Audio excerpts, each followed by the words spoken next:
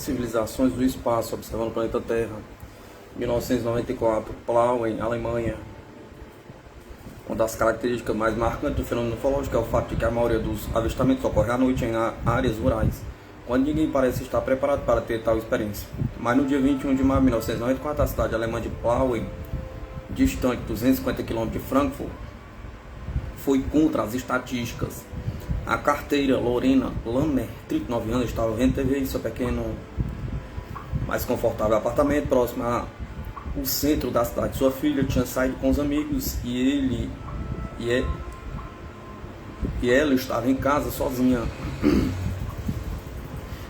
Depois que acabou o filme a qual estava assistindo, por volta das 23 horas, Lorena foi para a varanda esperar a filha, que estava em uma boate do outro lado da rua. Assim que pisou na varanda, notou uma luz a poucos metros à sua direita. A luz iluminava um carvalho como uma aura. A árvore estava rodeada por outras plantas, mas nenhuma delas estava iluminada como a do centro, que além disso balançava de um lado para o outro, como se uma rajada de vento a atingisse.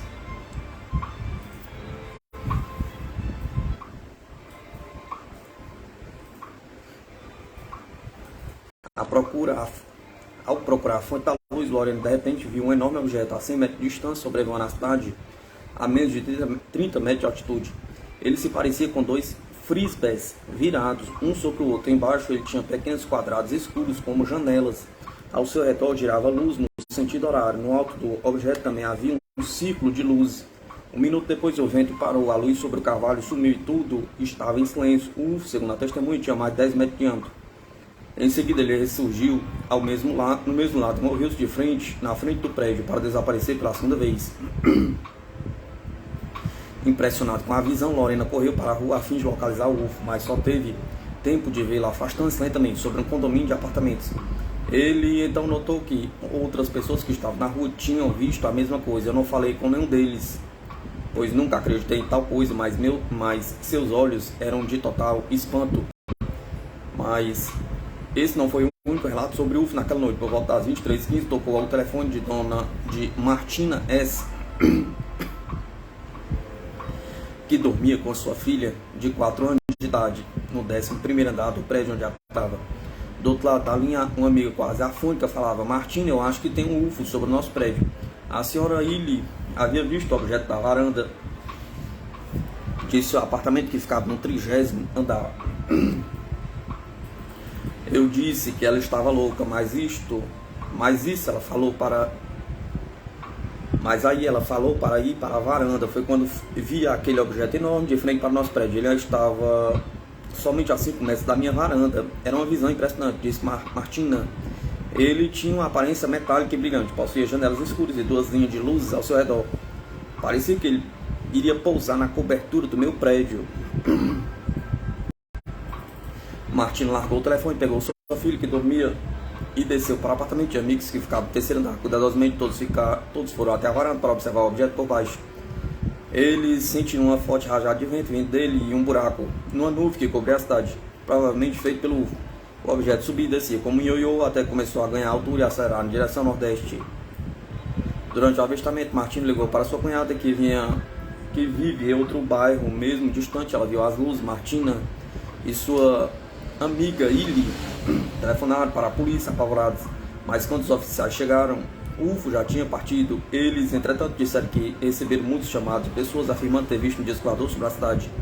O jornal local publicou a notícia no dia seguinte, mas afirmou que o objeto era o reflexo dos holofotes da boate que iluminaram as nuvens. Um policial, que era amigo de Illy e Martina, disse que a explicação dada pelo jornal era mentira.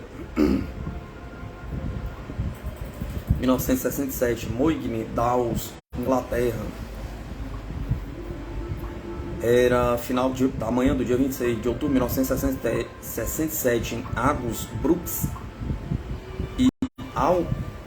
Angus Brooks, assistente administrativo aposentado de um empresário, estava passeando com seus cachorros, estavam ventando muito. Então decidi me proteger atrás do morro do lado da rua. Disse: ao olhar para cima, vi um círculo de fumaça. Assim que a fumaça desapareceu, surgiu um UFO que desceu na velocidade da luz, a uns 100 metros de altitude. Enquanto estava sobrevoando, a sua forma era de um círculo central, com uma haste na frente e 3 para trás. Quando se movia lentamente, uma das hastes ia para frente, fazendo ele ficar parecido com um ventilador no teto de 4 pás. Nessa posição de pás, girava no sentido horário, sem sofrer qualquer tipo de resistência do ar, e estava ventando muito. Por 22 minutos, o objeto ficou imóvel no ar. Durante o avistamento, seus cachorros tiveram atitudes estranhas. Eles não tinham medo de nada. De repente, os vi com o rabo entre as pernas e atrás de mim, apavorados. Dizem que os animais pressentem um perigo. Acho que eles temiam algo. A testemunha, que havia servido na Força Aérea Real no comando do meio oeste britânico, afirmou que o UFO era feito de um material translúcido e sombras escuras eram vistas ao longo de sua fuselagem, num círculo central. Além disso, Angus observou cones e barbatanas nas pás do objeto. O círculo central do UFO foi estimado em 8 metros de diâmetro e 4 de altura, enquanto cada parte tinha mais de 20 metros de comprimento, a 7 de altura. Após 20 minutos no início do avistamento, o UFO partiu. Angus relatou o avistamento ao Ministério da Defesa MOD da Inglaterra e recebeu como resposta uma carta de L.W. Hurst, que investigou o caso. Um trecho da carta dizia: nós não temos dúvidas que a sua experiência foi real e não descartamos a sua experiência na aviação. Entretanto, nós não podemos concordar com a sua conclusão de que o que viu era um veículo voador controlado, de design e performance única. O representante oficial do MOD expôs que Angus havia passado por um transplante de córnea alguns anos atrás. O que tinha visto, na verdade, era um pedaço de célula morta de seu olho voando no fluido do seu globo ocular. Ainda segundo Hurst, que na verdade deveria ser um oftalmologista pela propriedade com que decifrou o enigma do caso. Algumas vezes essas células mortas podem se parecer com rudes ou discos. No final, Hurst parece aceitar o OVNI. Entretanto, é comum que esse pedaço de célula morta permaneça parada por 22 minutos. Agnos ainda foi procurar ajuda com seu oftalmologista sobre a possibilidade levantada por Hurst. De acordo com o médico, existe sim a possibilidade de células mortas ou alguns resíduos celulares passar sobre o globo ocular, mas que isso só duraria alguns segundos, o tempo de piscar o olho para lubrificá-los. 2009, Luque, Paraguai.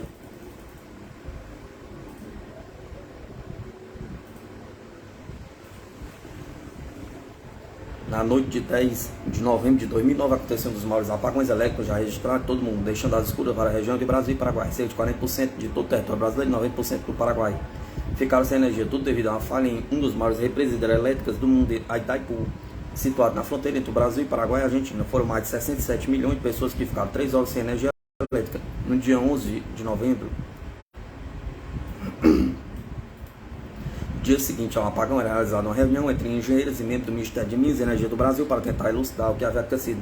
Primeiramente, alegou-se que o incidente era fruto de uma combinação de vários fatores, entre eles raios, chuvas intensas, ventos e descargas elétricas que avariaram várias linhas de transmissão na região de Itabeira, mas imediatamente a Associação Brasileira das Grandes Empresas de Transmissão de Energia Elétrica, a ABRAT, descartou essa hipótese inicial, já que as linhas estão preparadas para esse tipo de eventos climáticos e que havia sido um disjuntor que tinha quebrado e causado a queda de energia em efeito dominó nos dois países.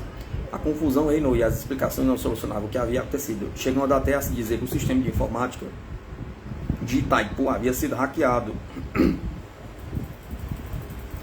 Mas no Paraguai a possível explicação era outra. Estranhos objetos luminosos sobrevoaram o país a baixa altitude, causando temor e admiração de testemunhas do fenômeno. Começaram a surgir numerosos rumores de que os paraguaios tinham visto UFOs minutos antes do apagão ocorrer.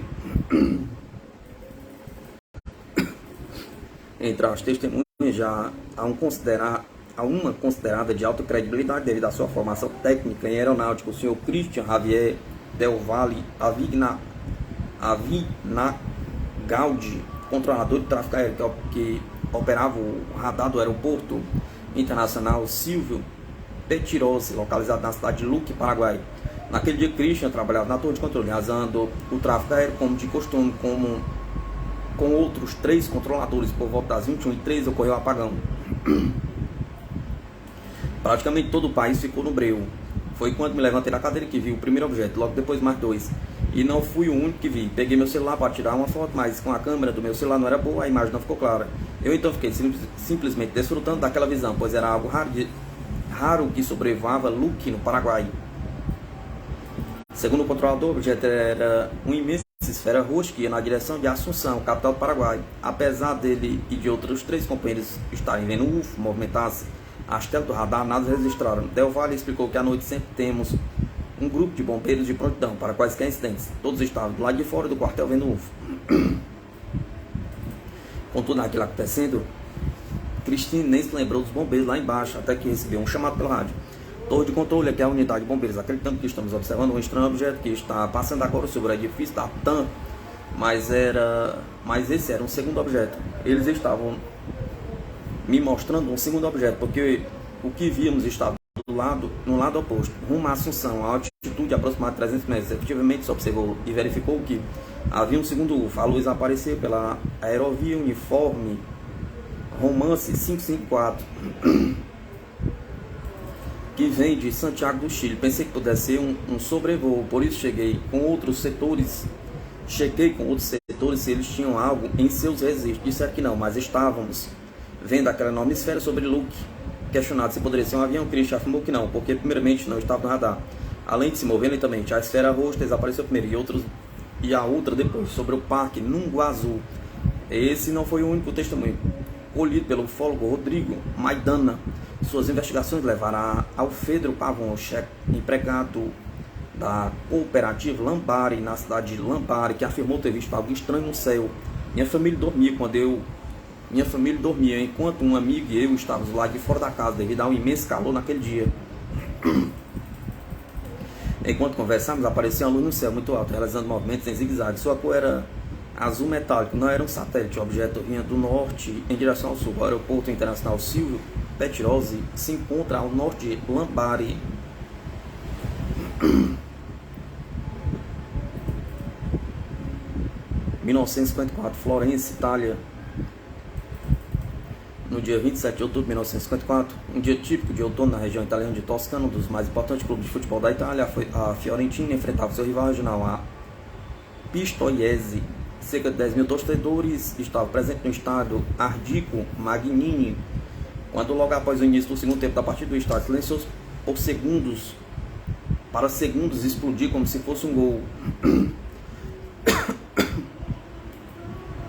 Entretanto, os espectadores não estavam vendo o jogo, mas sim apontando o dedo para o céu. Os jogadores pararam, a bola ficou inerte no gramado. Um dos jogadores era Ardico Magnini, uma lenda do time de Florença e que tinha jogado a Copa do Mundo em 1954 na Suíça. Lembro de tudo que aconteceu, nos mesmos detalhes, disse Ardico. Era algo oval que movia-se lentamente, era brilhante, prateado, brilhante. Ficamos impressionados, pois nunca tínhamos visto algo assim. O árbitro suspendeu a partida e colocou na súmula que a partida tinha sido paralisada porque os torcedores viram algo no céu. Outro testemunho foi Gigi Boni, um tifosi, torcedor fanático da Fiorentina, que disse se lembrar claramente do avistamento. Ele afirmou que tinha visto não apenas um, mas vários objetos. Ele movia-se depressa e de repente pararam. Tinha uma forma de charutos cubanos. Boni passou muitos anos da sua vida tentando encontrar uma explicação para aquele episódio. Creio que era um extraterrestre, não há outra explicação. Outro jogador, Rômulo Tussi, hoje com 80 anos, concorda com essa hipótese. Nesses anos todos temos falado de extraterrestres e nós tivemos essa experiência, os vimos de verdade. Um incidente no estádio não pode ser interpretado como histeria coletiva, já que houve vários outros relatos de avistamento de UFOs em diferentes cidades da região da Toscana nos dias seguintes. Vários jornais relataram o caso, falando que estávamos sendo invadidos por marcianos, e fotos em preto e branco manchadas pelo tempo mostram os supostos UFOs, mas um fato intrigante se refere ao material que caiu do céu enquanto os UFOs eram vistos, que Magnini descreve como sendo prateado e viscoso. Essa substância é conhecida na comunidade ufológica como cabelos de anjo. E então, onde está esse cabelo de anjo que poderia ser proveniente de um objeto extraterrestre? Pergunta. O problema é que depois de alguns segundos essa substância simplesmente se desintegra por completo. Na época do avistamento, o governo italiano afirmou não saber do que se tratava, mas que estaria investigando. A resposta nunca veio. 1957, Campinas, São Paulo. O senhor Hélio Penteado havia ido consertar a cerca de arame de sua fazenda, localizada no interior de Campinas, em São Paulo. Na época ele possuía em sua fazenda uma piscina, uma casa, um celeiro, vários animais, além de cultivar hortelã e eucalipto. Naquele dia o senhor Penteado saiu acompanhado de seu capataz, Zeca Sabiá, em direção aos fundos do terreno onde havia uma cerca rompida por um boi de uma fazenda vizinha. Eram aproximadamente 15 horas quando o cachorro Rabilu, que pertencia a Zeca Sabiá, começou a rosnar em direção à plantação de hortelã. Resolveram averiguar, quando ouviram um irritante som agudo e forte. Então vi um balão e logo comentei com Zeca Sabiá: primeiro um boi vem estragar minha cerca e agora este balão vem cair em minhas hortelãs. Mas perceberam em seguida que o tal artefato não era um balão, mas um objeto de forma descuidada, com mais de 15 metros de comprimento.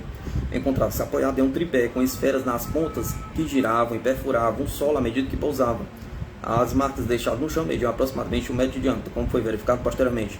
O UFA encontrava-se aproximadamente a 100 metros das duas testemunhas. Quando o senhor Penteado resolveu aproximar-se cautelosamente, observou que 2 seres saíram, não se sabe por onde, do interior da nave. Aparentavam ser humanos, mas não era possível ver seus rostos, pois usavam uma espécie de macacão colado ao corpo, que cobria inclusive suas cabeças. Deslizavam sobre o corpo do objeto, como se estivessem utilizando patins, mas ao se locomover não mexiam as pernas. No solo caminhavam normalmente, descendo em direção ao rio Tietê, que passava próximo ao local. Antes, porém, pegaram debaixo da nave uma espécie de vasilha e levaram consigo. Um dos tripulantes parecia estar carregando uma espécie de arma que mais parecia um lança-chamas. Não moviam os dedos, apenas o polegar, aparentando estarem utilizando luvas tipo esquimó. Seus trajes eram inteiros de cor verde folha, diferenciando apenas nos pés, onde usavam botas cor de magnésio, com um cilindro logo abaixo. O senhor Penteado pensou em atirar neles, mas notando que poderiam não pertencer a esse planeta, mudou de ideia e resolveu apenas observar suas ações e esperar. Zeca Sabiá prendia o focinho do seu cão para que não fizesse barulho. Os seres entraram em uma plantação e, ao se dirigir ao rio, tiveram que passar por uma cerca de 1,80 m de altura. Daí as testemunhas puderam calcular que esses seres deveriam ter cerca de 1,20 m de altura. Mesmo utilizando óculos escuros, o senhor Penteado e Zeca Sabiá sentiram fortes dores nos olhos. O seu Penteado pediu ao seu capataz que pegasse a charrete e chamasse o fotógrafo, o prefeito ou o delegado da cidade, para que este presenciasse os estranhos visitantes. Meia hora depois, Zeca retornou sozinho, afirmando que não conseguiu localizá-los. Depois de 10 minutos, vocês retornaram com a vasilha cheia do que o seu Penteado acreditava ser água do rio. O que portava a arma apontou para uma árvore de jacarandá branca e abriu-lhe uma fenda profunda no tronco. Também abriu um buraco redondo em um calo de eucalipto que se encontrava próximo ao objeto. Entraram no objeto do mesmo modo que desceram, desaparecendo por trás de uma cúpula novamente. Voltou a ser ouvido o zumbido estridente, recolheu seu tripé. O UFA levou-os gradativamente, aumentando sua velocidade, desaparecendo nas alturas em direção à cidade. Ao se aproximar de onde o aparato tinha pousado, encontrou uma série de pegadas, como se fossem feitas por botas de crianças. Quando o senhor Penteado retornou ao seu automóvel, um Ford ano 37, notou que não dava ignição. Abrindo o capô, observou que os cabos de bateria e os demais cabos do seu automóvel estavam todos pulverizados. Ele subiu na charrete de Zeca Sabiá, retornou para o celeiro e notou uma incrível diferença. Todas as ferramentas de sua propriedade encontravam-se empilhadas em forma de cone, que deu a impressão de ter se formado por ocasião de um potente ímã. Aterrorizado, viu que todos os pássaros encontravam-se mortos, sem causa aparente. O macaquinho encontrava-se agitado, com os arames da sua jaula retorcido. Mais tarde observou que seu relógio estava parado e que não mais funcionava. Posteriormente levou seu relógio a um relojoeiro. Mas mesmo após o conserto, havia um atraso diário de 10 minutos. A esposa do senhor Penteado comunicou o fato ao Instituto Agrônomo de Campinas, que solicitou 2 moldes de gesso das pegadas dos estranhos seres, que verificou juntamente com os técnicos do Instituto que ela apresentava estranhas luminosidades fosforescentes, mas não conseguiam determinar a procedência de tal característica. Após algum tempo, o caso caiu no esquecimento. 1950, Guyacorte, Paris, França. Em 24 de junho de 1950, ocorreu um interessante caso de aterrissagem de ovo na região de Paris, na França. O evento se deu na localidade de Guaicourt, a 20 km de Paris, e teve como protagonista o Sr. Claude Blondel, que na época era proprietário do bar Escadrille. O Sr. Claude relatou que no dia 24 de junho de 1950, por volta das 11 horas da noite, resolveu caminhar antes de dormir.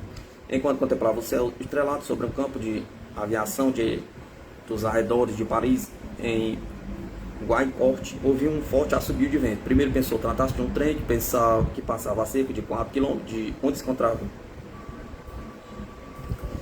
Alguns segundos depois, virando-me, avistei a cerca de 100 metros de mim, na penumbra, duas formas cinzentas, duas máquinas perfeitamente redondas, assemelhantes a dois enormes pratos côncavos, um dos quais girou em direção ao outro. Tinha aproximadamente 5 metros de diâmetro e 1,60 m a 1,70 m de altura do seu eixo. Todo o seu contorno era vitrificado em espécie de janelas retangulares.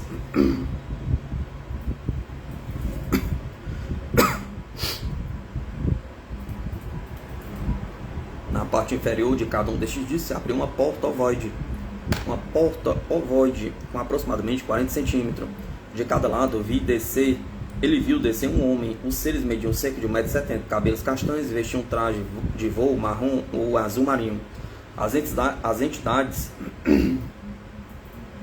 foram até um dos objetos e pareceram trocar uma espécie de lâmpada. No eixo superior da nave estavam dispostas várias lâminas de vidro.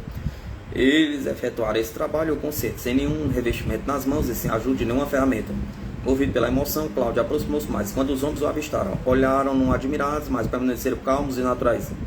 Cláudio então perguntou se estavam com algum problema mecânico. Então um deles respondeu: sim, mas logo estará tudo arrumado. Seu francês era correto, embora arrastado e pronunciado lentamente. Um minuto mais tarde, o concerto estava terminado. Cada um deles se dirigiu em direção à porta do seu aparelho e abriu. Do interior jorrou a formidável iluminação. Hesitante, Cláudio deu uma espreitada pela escotilha aberta.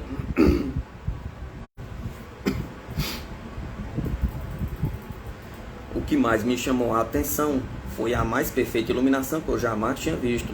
Não projetava nenhuma sombra e era impossível distinguir a sua origem. No centro da cabine circular se encontrava uma espécie de poltrona ou sofá-cama, semelhante às cadeiras de dentista, revestida interiormente com uma espécie de couro vermelho. Em frente a esta poltrona estava fixado uma espécie de posto de rádio com 7 ou 8 botões. Na parte superior do posto estava disposto um enorme volante oval, munido de uma alavanca vertical em cada uma de suas extremidades. Este volante era de metal maciço, cheio de sinais e botões. Diversos outros aparelhos estavam montados em blocos dispostos em volta da poltrona ou sofá-cama.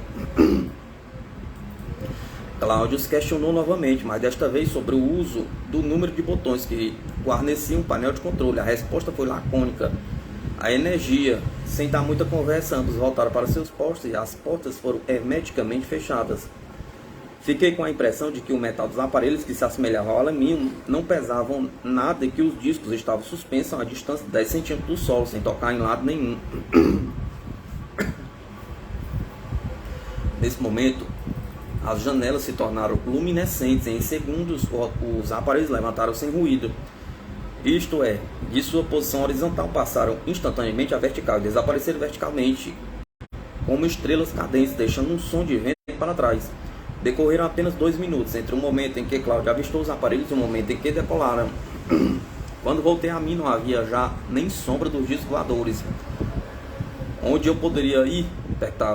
Pergunta. A uma delegacia? Pergunta. Ninguém iria acreditar em mim. No dia seguinte, Cláudio voltou ao local onde havia testemunhado esta estranha cena, mas não descobriu nenhuma evidência que corroborasse a sua experiência. Como calcularam, os aparelhos não tinham tocado o solo, porque caso contrário teriam deixado uma marca circular.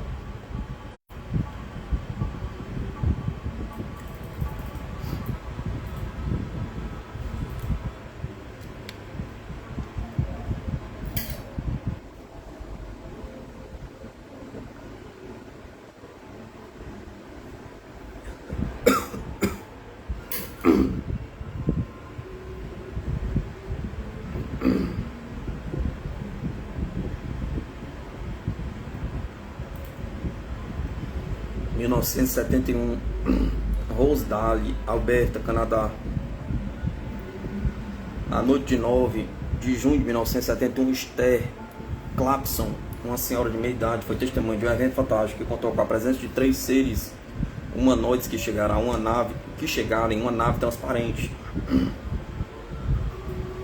Seu relato foi publicado em vários jornais do estado de Alberta e chamou a atenção de vários ufólogos de todo o mundo pela riqueza de detalhes e peculiaridades do incidente. Tudo começou quando a minha atenção foi atraída para uma luz que entrava pelas janelas. Não conseguia entender o que era aquilo, então dei a volta e fui para a frente da casa, onde há uma varanda, dirigindo para ali, acompanhado pelo meu velho cão, de nome George. Quando cheguei lá, fiquei surpreso ao ver um objeto de forma retangular, iluminado, pousado no solo, no cruzamento de 2 estradas.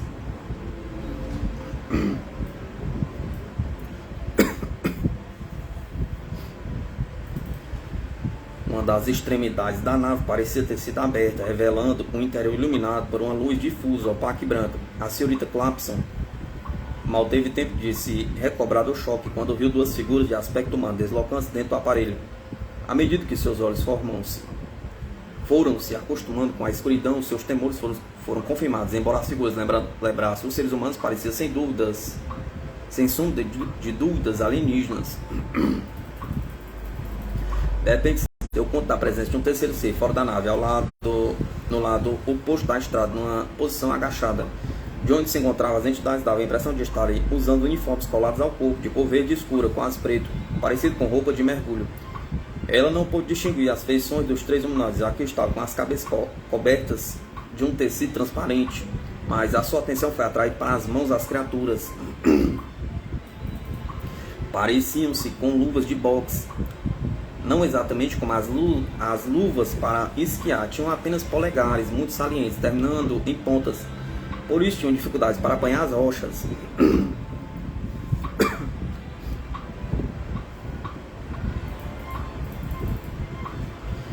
Naquele momento ela recordou-se de um recente programa de rádio William K. Allen, transmitido pela CFCN-AM, uma emissora de Calgary, no qual os ouvintes eram orientados pelo ufólogo no sentido de que, ao avistar um UFO, procuraram localizar o painel de instrumentos. O humanoide já tinha percebido que eu estava ali e encobriu o painel de instrumentos com o seu corpo e braço. Ele ficou olhando para trás o tempo todo e fiquei de certificar-se, a fim de certificar-se de que seu braço estava escondendo o que havia na frente da nave. O painel ocupava toda a dianteira do objeto. Muito amedrontada, a senhora Clapson não ousou aproximar-se mais, permanecendo a uma distância segura do aparelho, enquanto observava cada movimento dos instantes. Então, o alienígena que estava distante do painel fez um sinal para o companheiro que, com ele, tinha ficado na nave, que por sua vez acenou para o colega que se encontrava do lado de fora. O homem que tinha saído do aparelho estava recolhendo amostras, creio que se tratava de rochas, não de poeira, pois estava apanhando algo mais e não raspando o solo. Depois de um instante tentei aproximar-se um pouco mais para poder observar melhor, mas meu velho cão não deixou que eu fizesse. Ele estava morto de medo e puxou-me para trás. Foi um puxão daqueles. Bom, então voltei para dentro de casa para chamar meu irmão. Depois olhei através da janela para ver o objeto novamente e o que aqueles seres estavam fazendo, mas já não tinha mais nada lá. Fui com meu irmão ao local, mas não encontramos nada.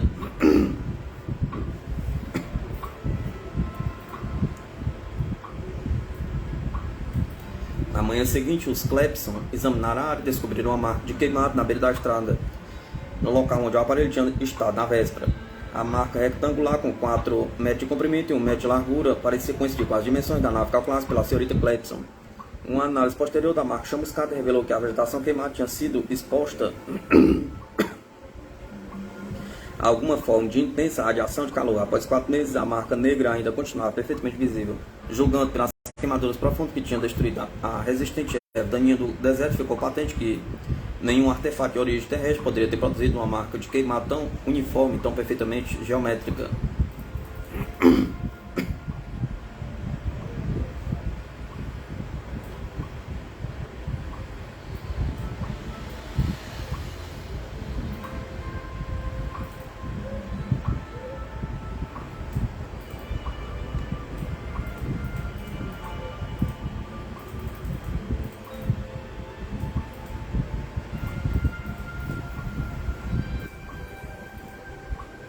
1974, Lagunilha, Espanha.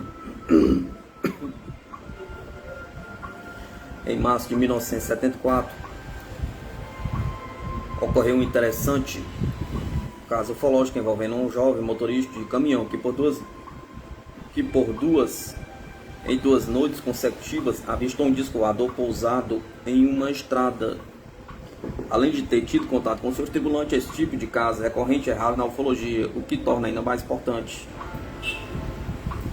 Tudo começou por volta das 2h30 da madrugada do dia 21 de março, quando Maximiliano Iglesias Sanches, 21 anos de idade, na época dirigiu seu caminhão carregado com melancias em uma rodovia nas proximidades de Lagunilha, na Espanha. Em determinado trecho da estrada, ele deparou-se com uma luz intensa, que a princípio pensou tratar-se de outro caminhão vindo em sentido contrário. Ele piscou várias vezes os faróis de seu caminhão para que o outro veículo baixasse seu farol, que o estava cegando. A estranha luz continuou intensa, obrigando o motorista a diminuir um pouco a velocidade do seu caminhão. Logo em seguida, ele percebeu que a estranha luz reduziu a sua luminosidade, ficando fraca e difusa. Ele decidiu então acelerar seu caminhão e seguir viagem. A aproximadamente 150 metros do foco da luz, o caminhão parou sozinho. Estranhando o fato, o motorista tentou acioná-lo repetidas vezes, sem sucesso. Foi então que percebeu que havia dois objetos pousados no local, um deles repousado sobre 3 hastes de sustentação, de aproximadamente meio metro cada. O outro objeto flutuava silenciosamente, a aproximadamente 15 metros de altura sobre o campo, à direita do primeiro. Ambos tinham aparência metálica, sem detalhes visíveis, tinham de 10 a 15 metros de comprimento e completamente lisos. Repentinamente, sem saber como próximo ao objeto pousado, surgiram 2 seres muito altos que gesticulavam e moviam seus braços, apontando para o caminho da assustada testemunha. De repente, as estranhas criaturas desapareceram e poucos segundos depois o aparelho elevou silenciosamente no ar, até ficar na mesma altura que o outro objeto. Assustado, Maximiliano tentou novamente acionar o caminhão, que desta vez voltou a funcionar. Rapidamente ele deixou o local, indo na direção de sua casa.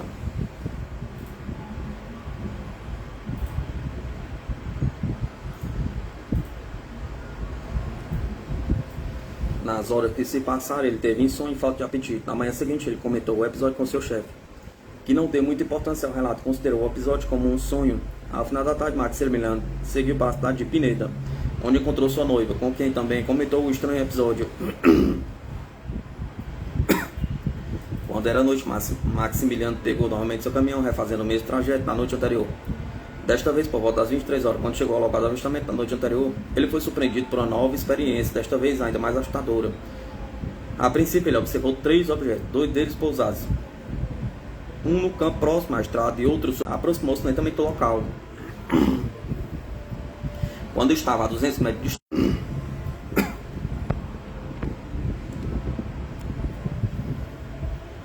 houve novamente uma pane elétrica. Atônito, Maximiliano permaneceu na boleia, esperando para...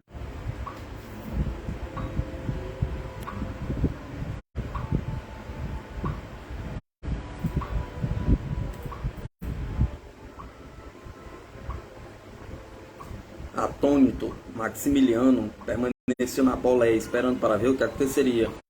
Novamente apareceram os seres altos, desta vez em número de 4. Eram muito altos, mediam mais de 2 metros de altura, de uniforme inteiriço, ajustado ao corpo, como que feito de borracha, parecia como de mergulhadores. Os humanoides gesticulavam muito a apontar para o caminhão da testemunha, para logo, em seguida, começar a se aproximar.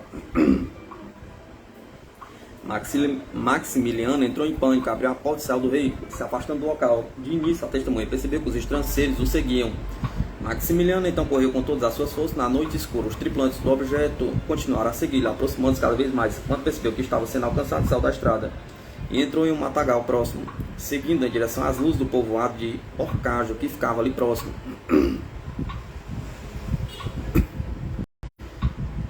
Ia tropeçando aqui e ali, quando descobri à minha direita uma espécie de riacho. Me atirei de cabeça, afundei meu rosto no barro e me joguei o quanto pude na lama, tremendo de medo. Foram minutos eternos, esperando que uma mão me agarrasse a qualquer momento. Ao ver que isso não aconteceria, levantei muito lentamente minha cabeça, procurando segurar a respiração e olhar ao redor. Os 4 seres se encontravam muito perto. a cerca de 20 metros de onde eu estava. Maximiliano sentiu um calafrio quando percebeu que as entidades se separaram e começaram a vasculhar a região. Um deles chegou muito perto, parou e logo se afastou em direção à estrada.